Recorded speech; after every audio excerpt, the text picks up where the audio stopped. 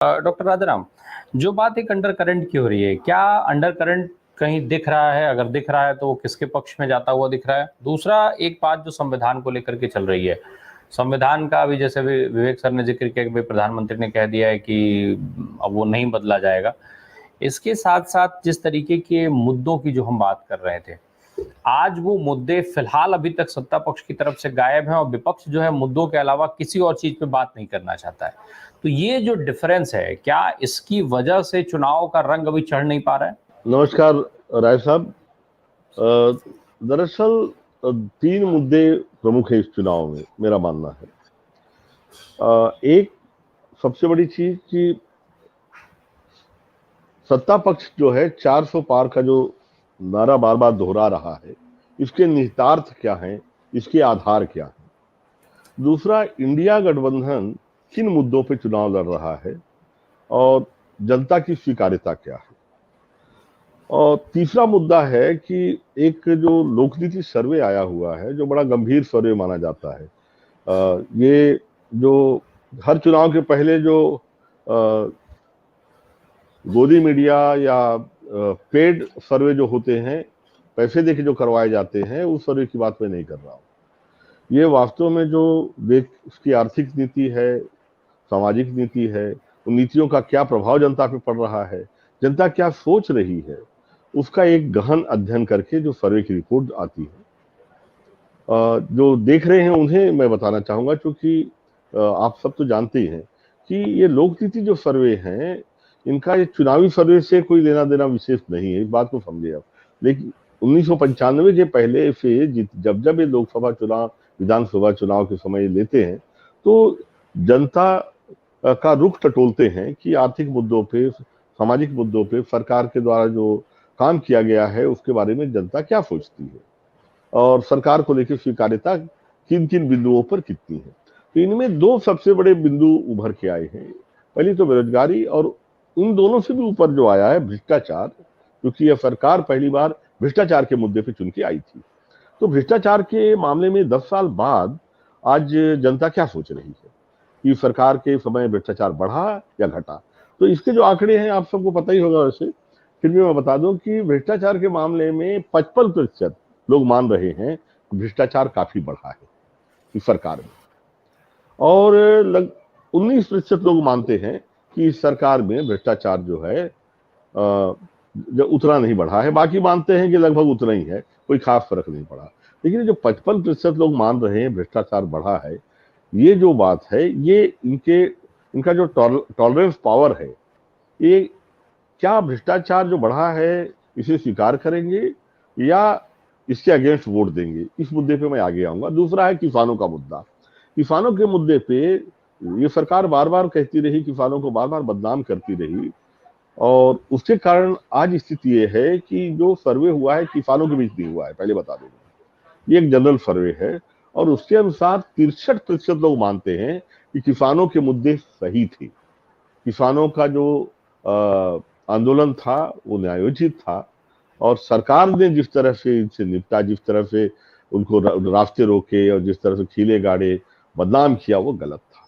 और इसमें भी 12% लोग ऐसे हैं जो किसान आंदोलन के बारे में कुछ कहने को तैयार नहीं है, नहीं मानते कि क्या हुआ था, क्यों हुआ था। 16% लोग मानते हैं कि यह जो किसान आंदोलन था इसमें राजनीति निहित थी।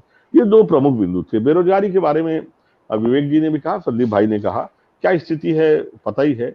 और अग्निवीर योजना ने नौजवानों पे के जो बेरोजगारी को लेकर जो घाव था ना, उसमें नमक छिड़कने का काम किया है अग्निवीर योजना ने। उससे एक बड़ा तबका युवा नाराज है।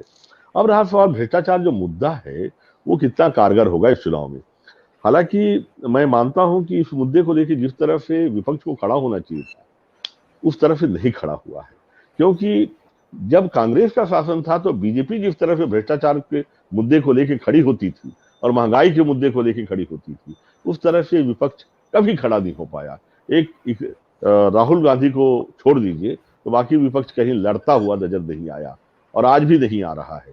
लेकिन अब जनता जो है, जनता विपक्ष की भूमिका में इसलिए है क्योंकि उसको समझ में आ गया है ये जो हाल के 15 से 20 दिनों के जो घटनाक्रम है, इलेक्ट्रल बॉन्ड का जो घोटाला समझ में आया कि भाई सरकार एक आदमी को पकड़ के अंदर करती है, फिर उसे 55 करोड़ रुपया जब चंदा मिल जाता है तो छोड़ देती है, बाकी सबको जब पकड़ती है तो उसका खाता सीज कर देती है तत्काल।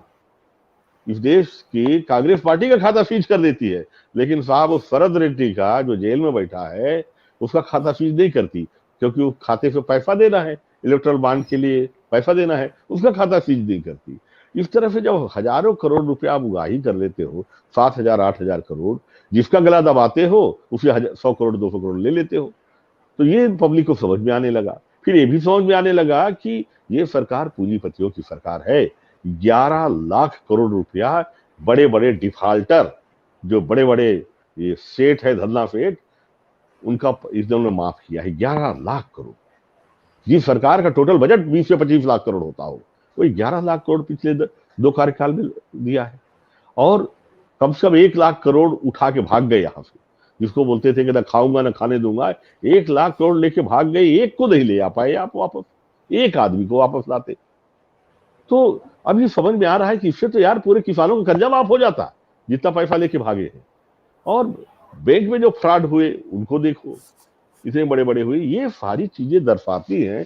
अब आम आदमी को लगने लगा है कि भाई एक तरफ तो पूरा पैसा जो है आम आदमी का आप माफ नहीं करते हो, किसान का माफ नहीं करते हो।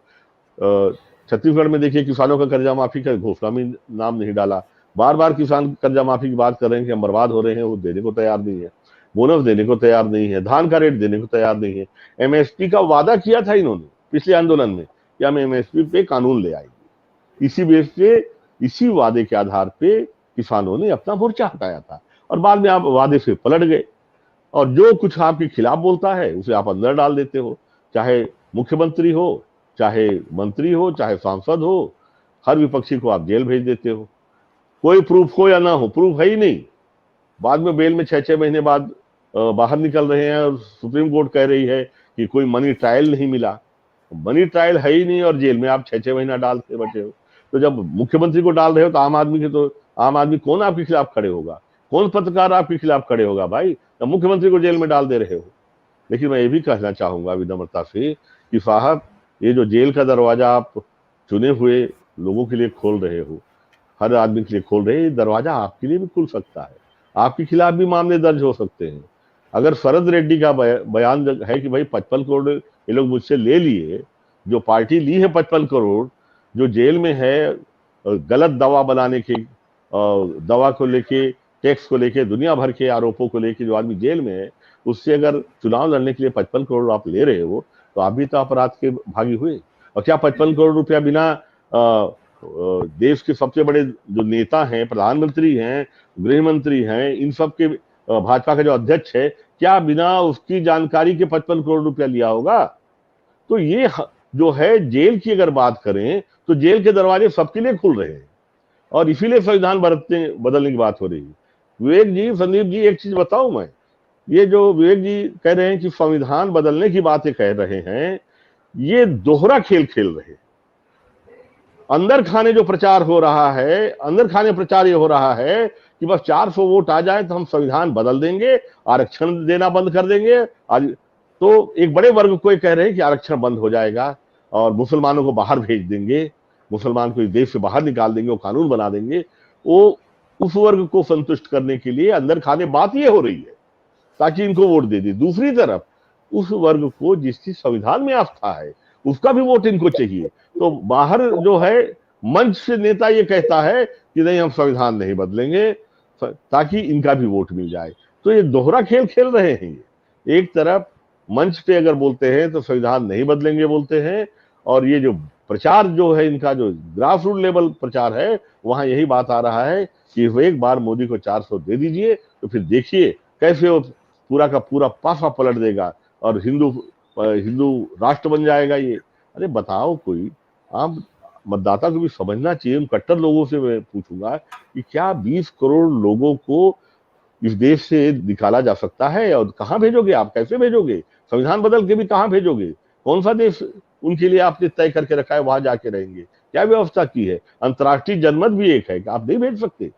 हिटलर जैसा जो एब्सोल्यूट पावर किसी को नहीं मिला है आज तक।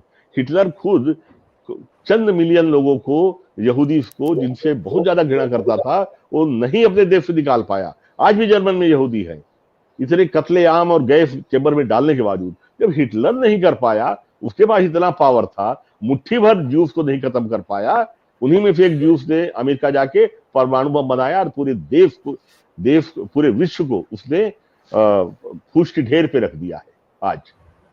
तो घृणा का ये अंत होता है। तो आप सोच रहे हो कि 20 करोड़ मुसलमानों की निकालने की बात सोच रहे हैं कि 400 सीट आ जाएंगी। तो मेरा मानना है संविधान के साथ कोई छेड़खानी करने की अगर कोई सोचता है तो गलत है। और 400 पार भी अगर है तो 400 पार का या तो साफ साफ कहें कि संविधान बदलने के नाम पे जनमत हो, बैलेट अलग से जनमत हो कि भाई संविधान बदलना है, और इस चुनाव को संविधान बदलने को लेके अगर बात कर रहे हैं, बेहद खतरनाक बात है, बेहद खतरनाक बात है। ये संविधान का ताना बाना बहुत सोच समझ के हमारे पूर्वजों ने रचा है। इसे मेरा मानना है लोकतंत्र के जो मूल्य हैं वो इसके एक एक लाइन, एक एक शब्द में सन्निहित है। इससे खिलवाड़ जनता बर्दाश्त नहीं करेगी। मेरा तो यही मानना है राय साहब कि ये जो इंडिया है या जो विपक्ष है, इनको मुद्दों पे डटे रहना चाहिए, अपने मुद्दों पर, और जनता को सीधा सवाल पूछना चाहिए कि तेजस्वी यादव मीट खा रहा है या मछली खा रहा है, उससे हमको कोई लेना देना नहीं। भाई सीधी सी बात है, तो इधर उधर की बात मत कर, तू तो ये बता भाई मोदी जी, ये बताओ कि काफिला क्यों लूटा, 11 लाख करोड़ क्यों अमीरों का माफ हुआ और गरीबों का क्यों नहीं माफ हुआ? क्योंकि भाई ये आप चौकीदारी की बात करते थे तो मुझे रहजनी से कोई गिला नहीं, ये तेरी मुझे रहजनी से कोई गिला नहीं है, तेरी रहबरी का सवाल है। मेरा सीधा सीधा सवाल है कि आप साफ साफ बताओ कि इतना पैसा लेके लोग क्यों भागे, क्यों वापस नहीं ले आए? चीन से आप जमीन क्यों वापस खींच के नहीं ले आए? आप क्यों नहीं ले आए चीन से जो हमारी जमीन चली गई है? मेरा सीधा सीधा सवाल है। जी जी जी जी।